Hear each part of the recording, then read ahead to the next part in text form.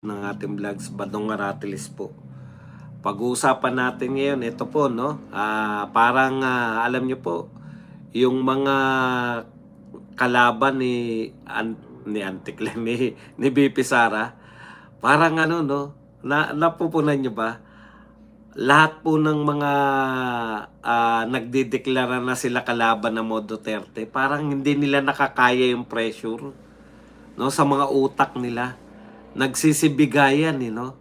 O, nariyan si Antecler, nariyan si Dilima, nariyan si Lenny Utz. Tapos lately, nariyan po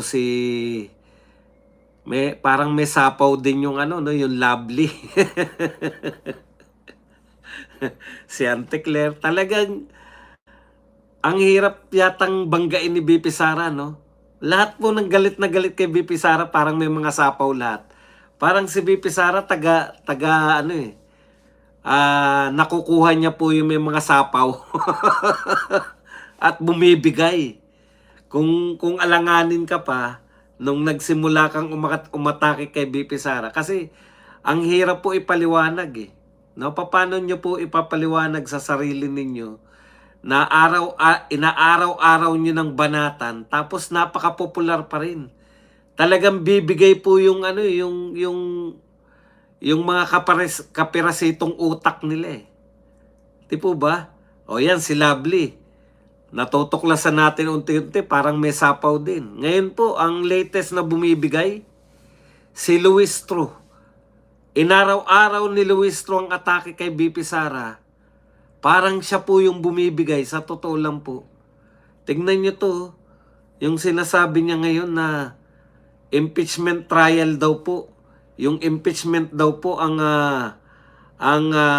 magpapakita sa mga Pilipino kung karapat dapat si BP Sara. Hindi po ba eleksyon? Tsaka alam niyo pagkakapareho nila. Ay, si Risa Ontiveros pa pala, nakakalimutan natin. Alam niyo pa kung ano pa pagkakapare-pareho nila. Bukod po sa nagkakaroon ng ano, para nagkakaroon po sila ng hangin sa mga kokote. Ang isa ko pa po na pagkakapare-pareho nila,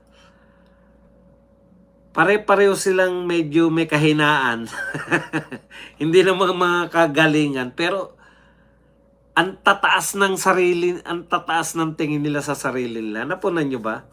Mula kay Lenny Utz, Risa Ontiveros, Laila de Lima, no? Antecler, hanggang dito kay Lovely. Sinasama na natin kasi takot daw tayo kay Lovely. Kaya nga, baka ma-promote natin si Lovely. Dahil siya lang po ang kinatatakutan daw ng mga Duterte vloggers. Bakit hindi nyo na lang po siya patakbuhin bilang presidente? Hindi, galing na galing kayo, di ba? Kasi ganito po yan eh. Alam naman namin na inuuto nyo lang si Lovely. Alam nyo na, lahat po na nagsasabi na magaling si Lovely, alam po natin na hindi sila nagagalingan. Tama, di ba?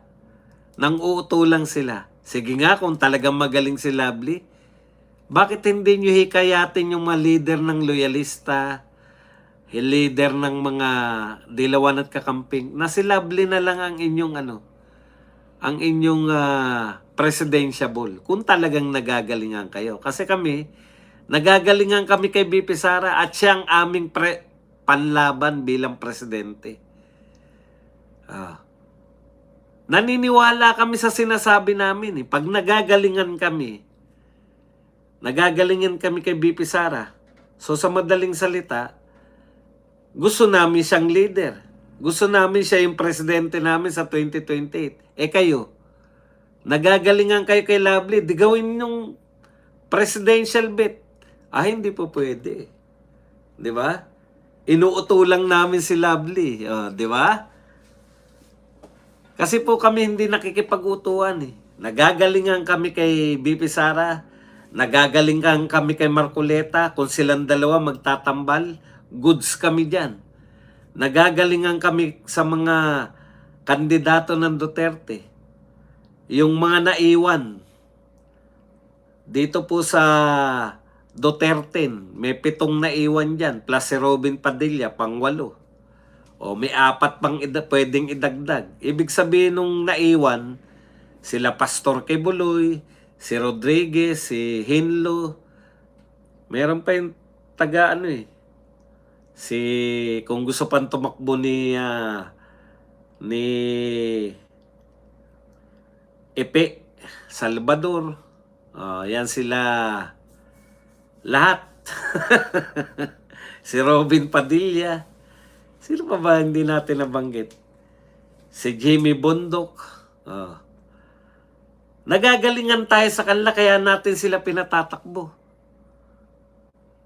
Ito ang hamon ko sa mga kakamping dilawan at mga loyalista. Kung talagang nagagalingan kayo kay Lovely, patakbuhin ninyo. Kung hindi, niloloko nyo lang yan. Kasi bilib na bilib kayo eh. Sabi nyo, naduwag si BP Sara kay Lovely. Sabi ninyo, takot kami lahat kay Lovely. O yun naman pala eh. Galing na galing pala kayo. Di patakbuhin yung presidente. Okay. Ang galing po kaya ni Lovely. Ngayon, bumibilib na rin talaga ako. Baka malapit na nga ako matakot eh. Hindi po ako matatakotin. Pero eto po, dito na po ako umuntik ng matakot. Pakinggan po natin tong interview ni Lovely. Isa lang po. But many are curious on your accent. Lovely. Where'd you get it? Yung accent niya, English accent eh. Ang akala ko, natira to sa London o kaya yun nga no, baka tumira naman to sa London kako. Kaya may accent, may English accent. Ito po ang paliwanag ni Lovely. Pero mas maganda siguro ipakita natin yung mukha. Kasi ang ganda eh, Lovely nga eh. Teka, papakita ko po sa inyo yung mukha. Mas maganda to na pinapakita yung mukha nito ni Lovely. Tignan nyo, magagandahan din kayo. Ako, gandang-ganda ako yo. Oh, puki ng, di ba? Ano ba? Tangina mo, ganda mo. I was listening because my dad loved to listen to cassette tapes before, and those people in the cassette tapes that I listened to, they spoke this way, so I just imitated, even if I didn't really understand what they were saying. But many are curious on your accent. Lovely. Where'd you get it? Tawan-tawa pala, putang ina. Ay, nako.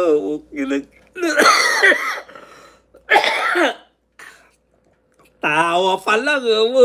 Lovely ka talaga. Very lovely ka. Napaka-cute mo po. Kakagigil oh. Ganda-ganda oh. Ay, nako. Ito po paliwanag niya bakit siya may English accent.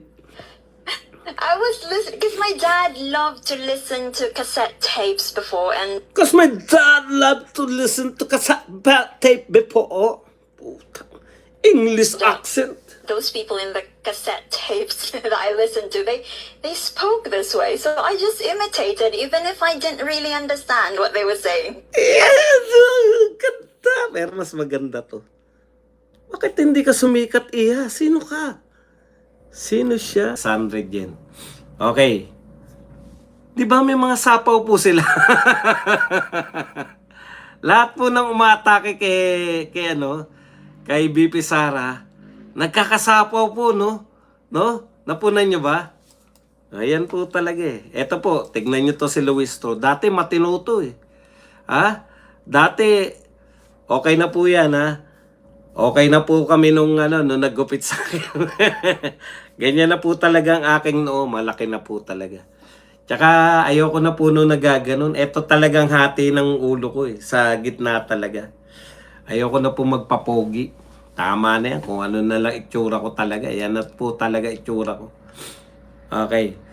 Alam po ninyo, may binabanggit to si Luistro na talagang kapuna-puna talaga. Ito po, yung isang sinabi ni Luistro. Sabi ni Luistro, iginiit na dapat si BP Sara magpresenta ng ebidensya laban sa mga akusasyon laban sa kanya. It should be the respondent herself presenting the evidence assisted by lawyers. Hindi ko alam kung baliktad na yung utak ni Luistro eh. Bakit si BP Sara, ito yung dulot ng araw-araw niyang inaatake si BP Sara eh. Kailan lang naman nagsimula yan araw-araw atakein si BP Sara eh. Buhat po nang siya ay naging Justice Committee Chairman, di ba? Nung Justice Committee Chairman na po to si Luistro, hindi na po tumigil sa kaatake kay BP Sara. Araw-araw may bagong sinasabi.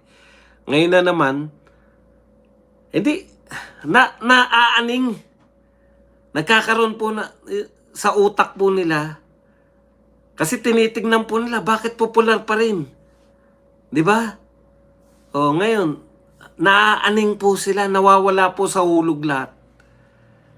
Akalain mo, si BP Sara pala ang dapat nagpe-present ng kanyang mga ebidensya laban. Hindi po ba dapat yung nagdedemanda, yung nagrereklamo? Kasi kayo po nagreklamo. Bakit po si BP Sara ang magpe-present ng mga ebidensya? Di ba? Hindi ba yung nagreklamo? Paulit-ulit tayo rito. Di ba? Ang dapat po magpatunay ng kanyang akusasyon, hindi po yung ang dapat pong nagpapatunay ng kanyang akusasyon, yung nag-akusa, hindi po yung akusado. Para kayong lahat si Rapi Tulfo, di ba sabi ni Rapi Tulfo, nung binatawan niya yung isa sa mga famous na salita sa Senate, sabi ni Rapi Tulfo,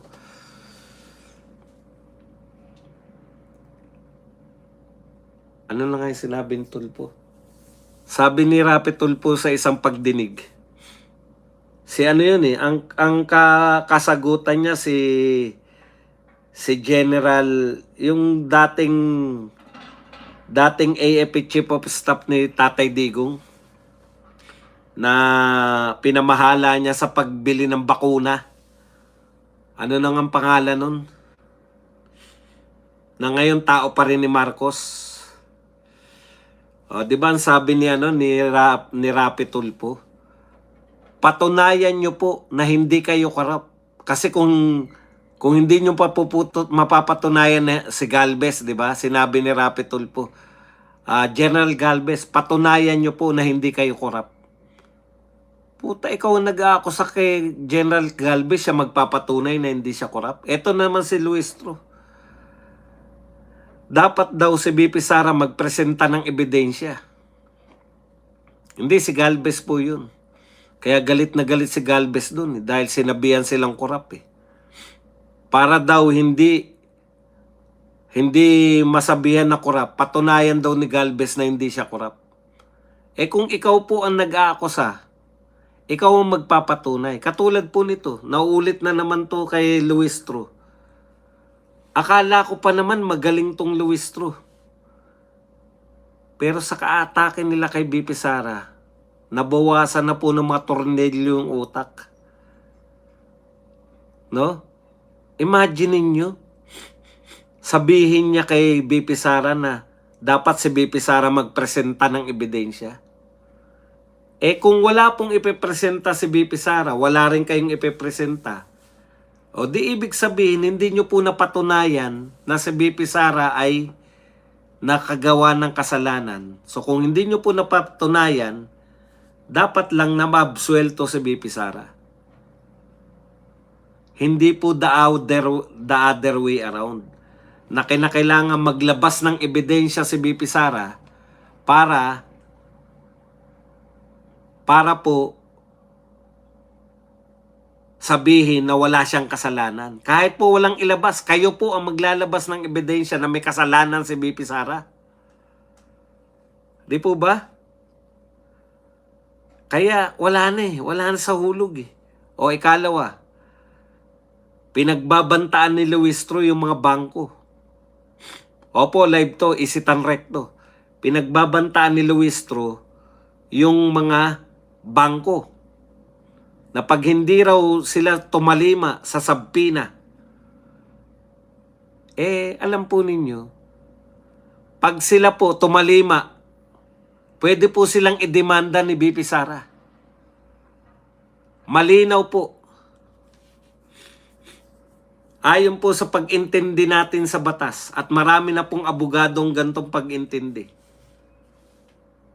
Di ba? Korte lamang ang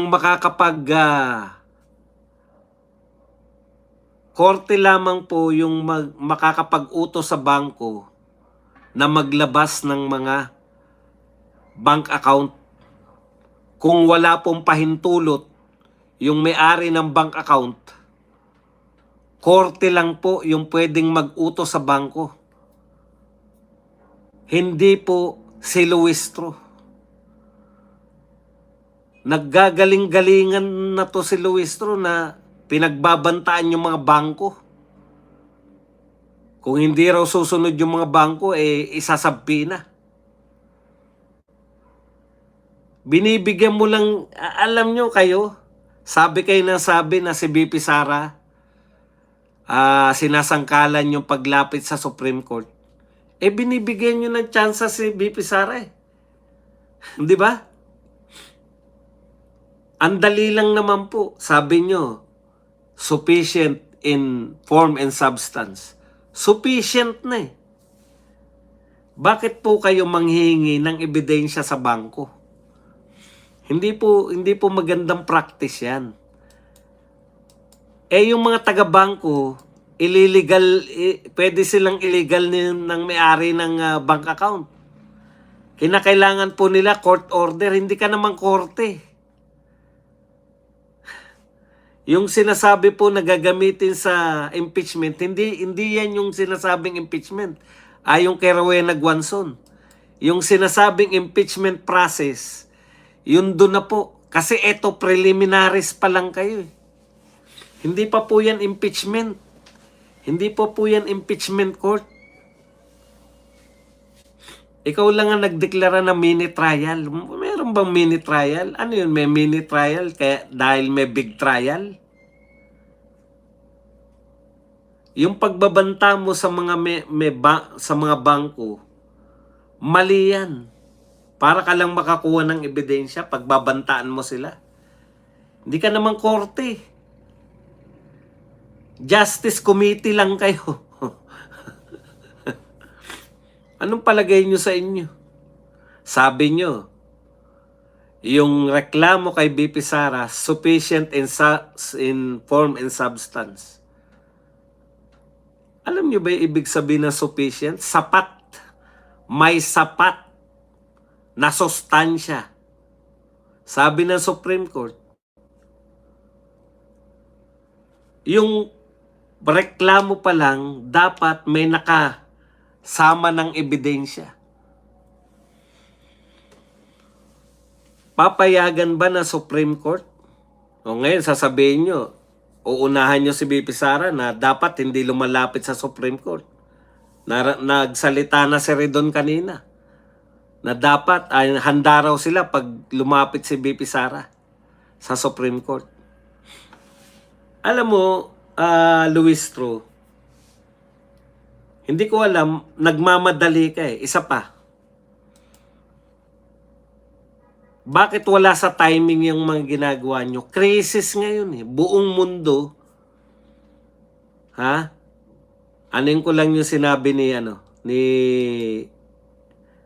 hindi ko na matandaan kung sino yung nagsabi, pero i-quote ko lang yung sinabi.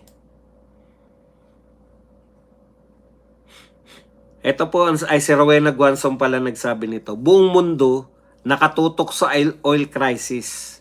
Buong mundo pati po yung mayayamang bansa. Pero kayo nasa impeachment ng Vice President. Ano yung need na isabay yung problema ng bansa? Bakit mas importante pa rin sa inyo na talakayin to ngayon? Hindi naman sinabing hindi nyo na i-impeach eh. Nasa proseso na nga kayo. Pero por Diyos por Santo naman. Krisis na ng buong mundo. Baka nga mauwi to sa World War III.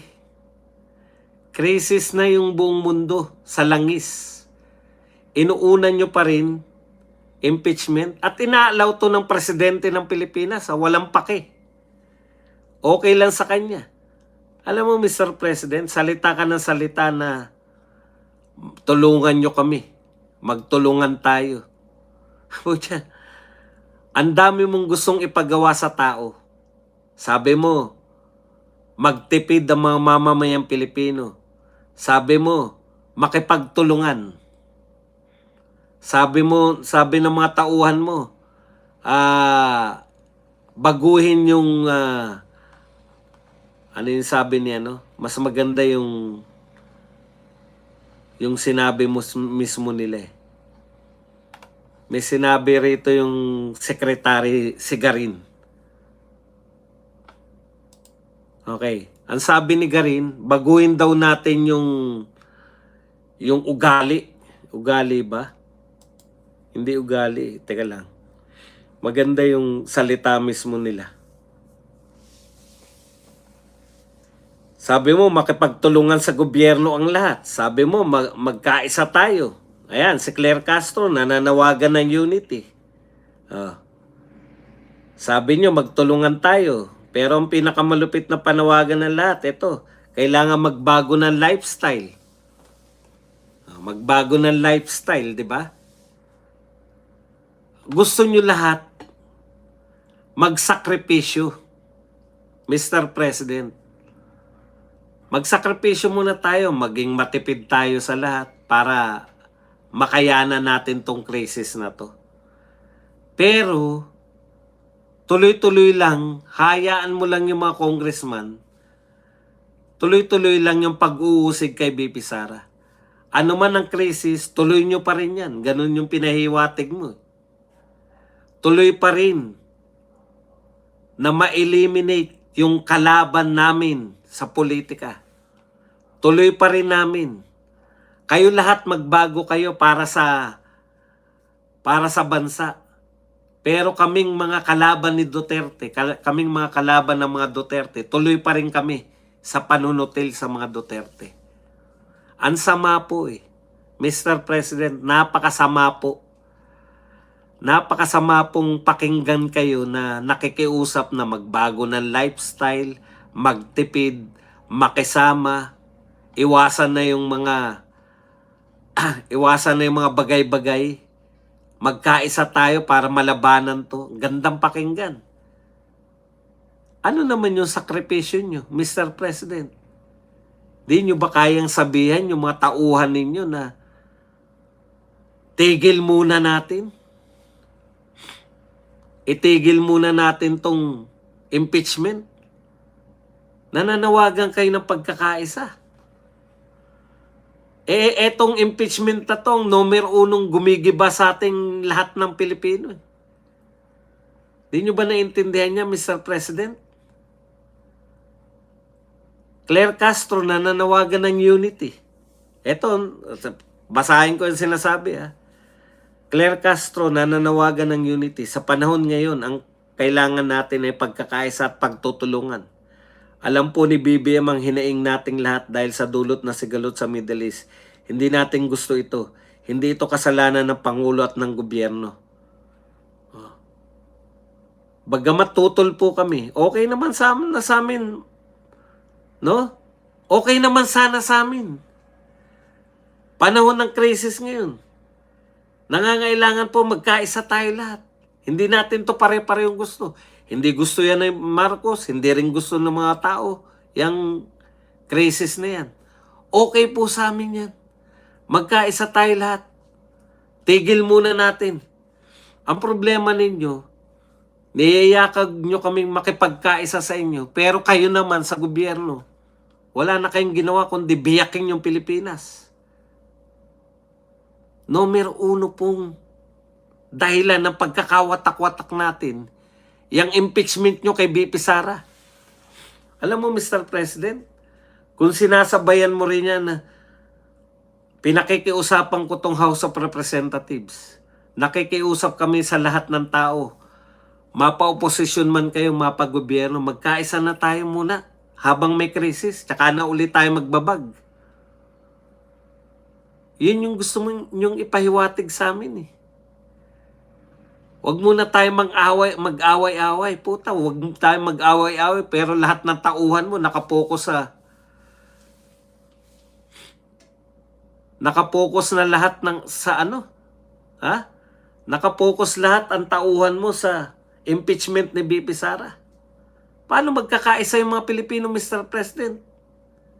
Hindi po pwedeng tokes nyo lang yan ni Claire Castro. Dapat po, tinutotoo nyo rin. Yan po bang impeachment kay BP Sara? Pagkakaisa po yan ng mga Pilipino? Ang ibig nyo sabihin, wag na muna nyo kaming batikusin. Magkaisa muna tayo. Puta, paano hindi kayo babatikusin? Walang tigil yung mga congressman sa kaatake kay Vice President Sara Duterte.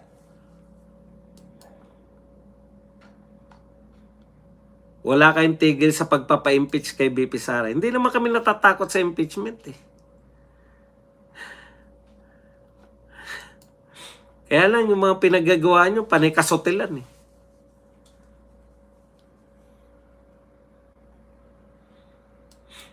Oh, katulad nito. Halimbawa na lang ni Ridon.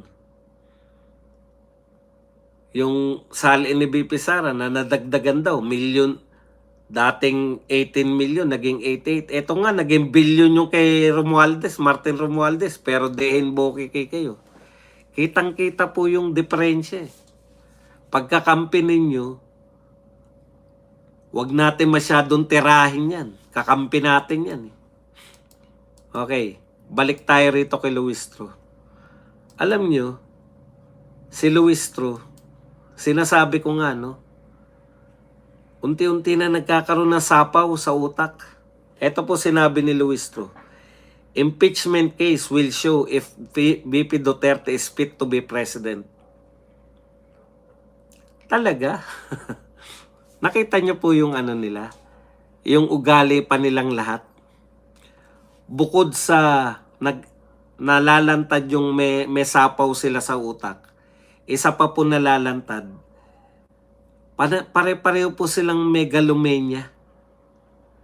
Meron po silang attitude na parang ang taas-taas nila. Pare-pareho yan eh. Hontiveros, Trillanes, De Lima, si Lovely. Sama natin si Lovely. Pucha, pambato nila yan eh. Di ba? Maski nga si Shell Jokno tsaka si Tabi.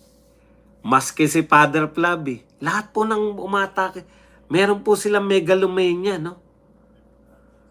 Na ang taas-taas ng tingin nila sa sarili nila. Katulad nito ni Luistro. Porket siya namumuno sa Justice Committee, ang tingin niya, umiinog na yung mundo ng politika sa kanya. Araw-araw may sinasabi. Pinagbabantaan niya yung mga bangko. Pag hindi kayo sumunod, ipapakontempt namin kayo. Wala po kaming ano riyan. Pero, daig mo pa korte. Kung magbigay ka ng utos, hindi ka naman korte. At dahil dyan, malaki talaga chance na questionin ni BP Sara yan. Bakit kayo nag-i-issue ng para makahanap kayo ng ebidensya? Kung wala kayong, di ba ganun po? Lahat po ng kaso,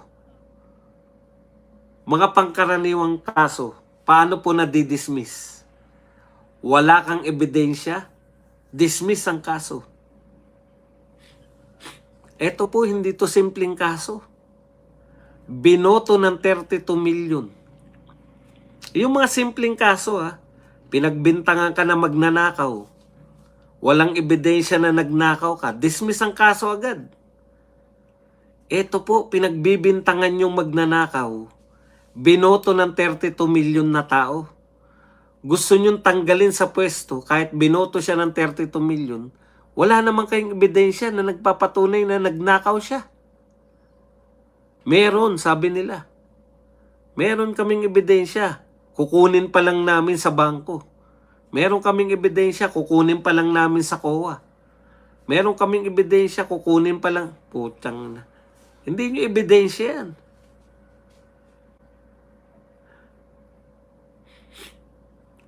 Yung pagbintangan ka magnanakaw, walang bumoto sa yung tao. Pangkaraniwan ka, kargador ka. Pinagbintangan ka magnanakaw. Punong-puno ng CCTV yung tindahan. Asan po yung mga CCTV nyo na nagnakaw tong kargador na to? Ni-review lahat. Walang ninakaw yung kargador. Binoto ba ng milyong tao yung kargador? I-dismiss po yung kaso dahil walang ebidensya.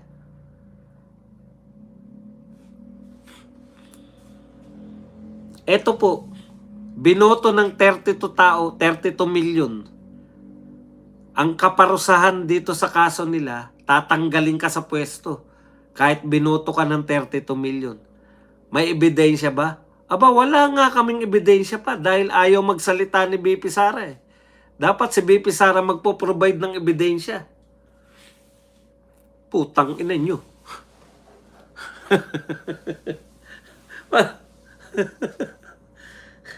Hindi po ako palamura pero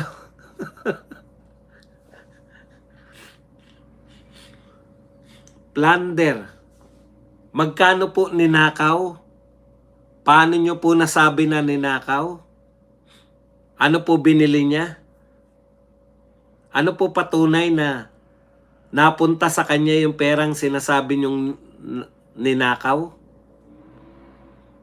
Kaya nga namin pabubuksan yung bangko. Oh, di ba?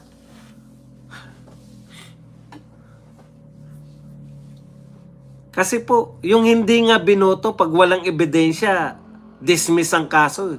Etong binoto ng 32 million, wala nang ebidensya, mini trial pa. Para saan daw yung mini trial? Para kumuha ng ebidensya.